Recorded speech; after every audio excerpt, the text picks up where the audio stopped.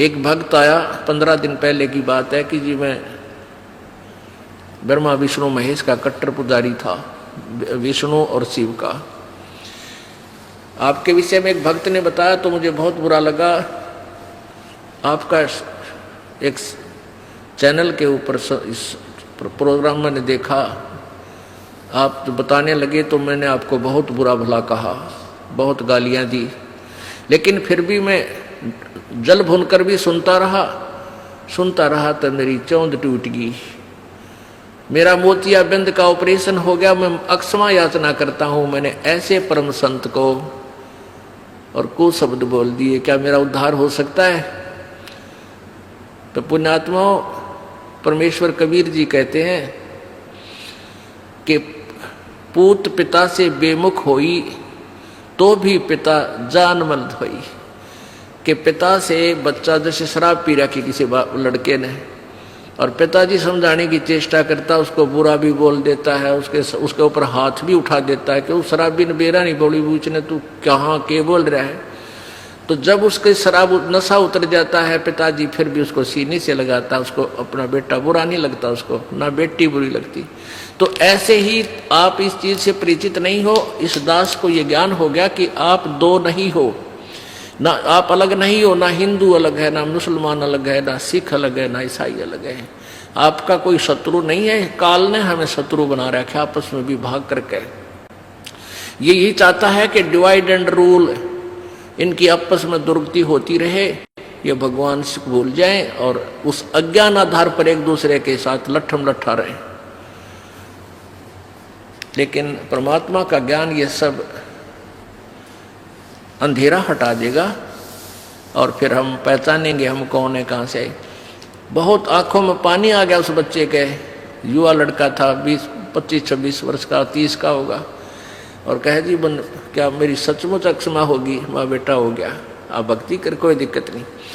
ये तो इस ऐसी कड़वी कुलीन है जैसे बालक है, छोटा सा बच्चा 2 वर्ष का।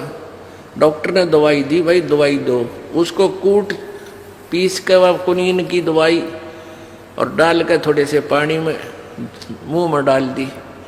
वो बच्चे का मुंह कड़वा हो गया, अपनी माँ का थप्पड़ मार रहा है, भाई दूसरे ने पकड़ा उसका मार रहा है, तुमने मेरा जो है ना मुंह खराब कर दिया, रो रहा है, हर थप्पड़ मार रहा है। तो माता पिता को बुरा नहीं लगता वो बालक, क्योंकि उसको उनको पता है कि इसको कड़वा लगा इसलिए ये दुखी हो गया बेचारा, ये स्वस्थ हो जाएगा, इसको पिलाना जरूरी है, ये दुख रोए चाहे राजी रहे। तो ऐसे पुण्यात्माओं, अभी तक आपको मीठी गोली खुआई है इन संतों और महंतों और ऋषि और महर्षियों ने।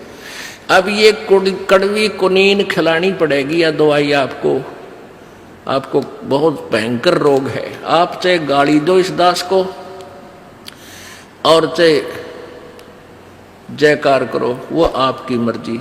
ये कुनीन ये दास जरूर खिलाओगा, चाहे कुछ भी आप कुछ भी महसूस करो। और जब आपका ये रोग कट जाएगा, जब देखना आपको ये वचन कितने प्यारे लगेंगे। क्या कहते हैं, तुलसी पिछले पाप से हरि चर्चा ना भावे, और जैसे जबर के बेगते भाई भूख विदा हो जावे। जैसे किसी को मलेरिया बुखार हो जा, वायरल हो गया, उसको क्या होगा कि रोटी कड़वी लगे, मनुखा दाख दे दे वह भी कड़वी लगे, किसी वस्तु को नहीं खाता, कहता मैं नहीं खाऊं, कड़वी लगती है। प्रतिदिन खाने वाला आहार भी आज उसको कड़वा लग रहा है। उस जवर के वेग ने, उस जवर के प्रभाव ने, वो मीठी वस्तु भी उस व्यक्ति को आज कड़वी लग रही है, उस जवर के बेगते, जवर के प्रभाव से। उस जवर के उतारने का विधि कौन सा है, मेथड कौन सा है? यही मेथड है कि उसको कड़वी ही दवाई खिलाई जाए, कुनीन खिलावे, ना चाहते हुए भी खानी पड़ेंगी, और फिर वो स्वस्थ हो जाएगा। जब वो कड़वी कुनीन खा के, कड़वी दवाई आहार करके फिर वो स्वस्थ हो जाएगा, तो फिर वो सूखी रोटी भी खाओगा, उसको कड़वी नहीं लगेगी। तो पुण्यात्माओं, अब आपका बुखार उतर गया, ना यहाँ कोई नाचना गाना, ना कोई टनक टनक, किसी प्रकार का कोई साजबाज नहीं। सूखी रोटी खिलाई जा रही है और लेकिन ये बहुत ही पौष्टिक आहार है और आप सहर्ष खा रहे हो, उमंग उमंग कर आ रहे हो, क्योंकि आप स्वस्थ हो गए। स्वस्थ व्यक्ति को भूख लगती है, अस्वस्थ को नहीं लगती। आपको परमात्मा के वचनों की भूख लगती है। आपकी आत्मा से उस दुष्ट पाप कर्मों का प्रभाव हट गया, आपका बुखार उतर गया ये कड़वे वचन सुन के। तो ये कड़वे वचन ही आपको कुनीन का काम करके आपके अंतःकरण में निर्मलता लाएंगे और फिर आपको ये वचन अमृत तुल्य लगेंगे, जो आज कड़वे लगेंगे, जो पहली बार सुन रहा था।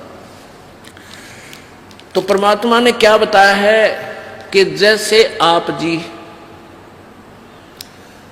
आम का पौधा लगाना चाहते हो, नर्सरी से पौधा लाए, उसको प्रॉपर, उसके बीजने का प्रॉपर तरीका कैसा है कि जड़ को, मूल को गड्ढा खोद के मिट्टी में जड़ को दबाएंगे, फिर जड़ की सिंचाई करेंगे, पूजा करेंगे, जल डालेंगे, खाद डालेंगे, फिर वो पौधा धीरे धीरे पेड़ बन जाएगा। तो टहनियों के फल लगेंगे, उस आम के पेड़ की टहनियों को फल लगेंगे। तो जैसे अक्षर पुरुष एक पेड़ है, निरंजन वा की डार और तीनों देवा शाखा है ये पात्र संसार।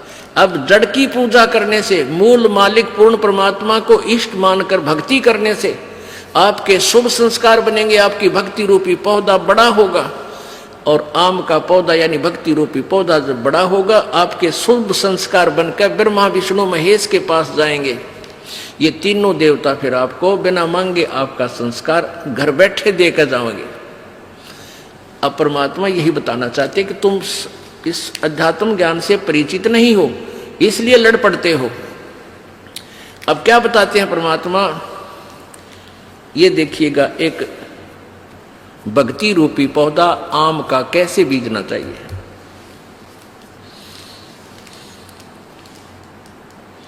ये है सीधा बीजा हुआ भक्ति रूपी पौधा, यानी शास्त्र अनुकूल साधना।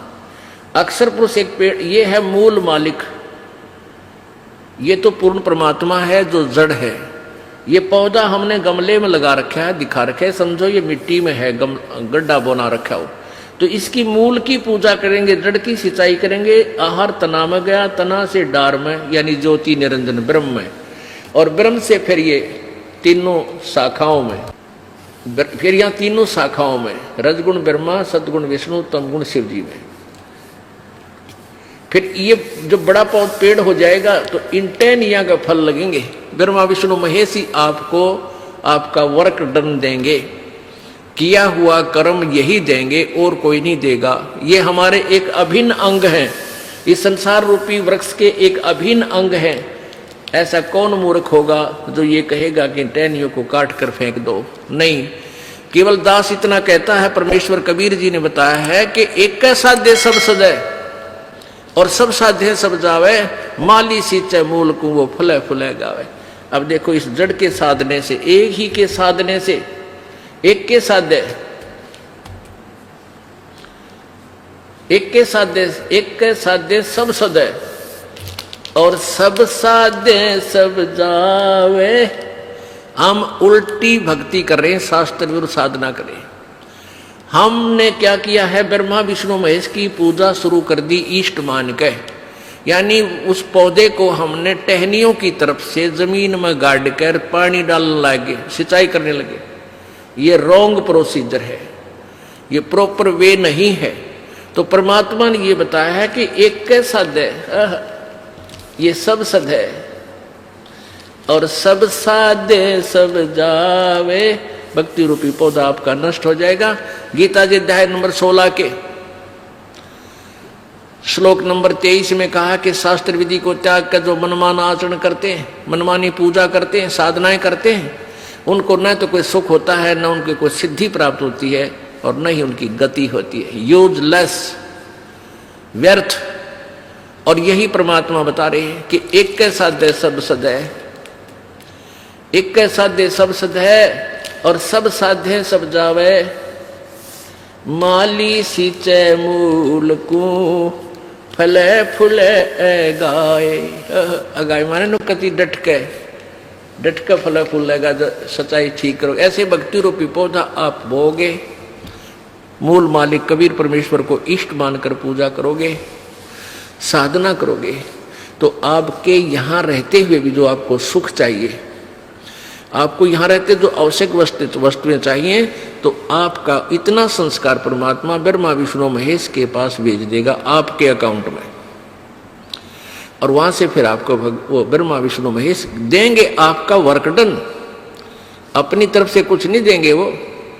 आपने शास्त्रानुकूल साधना की तो आपका पुण्य बना, पुण्य के प्रतिफल में वो आपको यहाँ की सुख सुविधा प्रदान करेंगे, क्योंकि यहाँ के वे तीनों इंचार्ज हैं, इनको अलग नहीं कर सकते।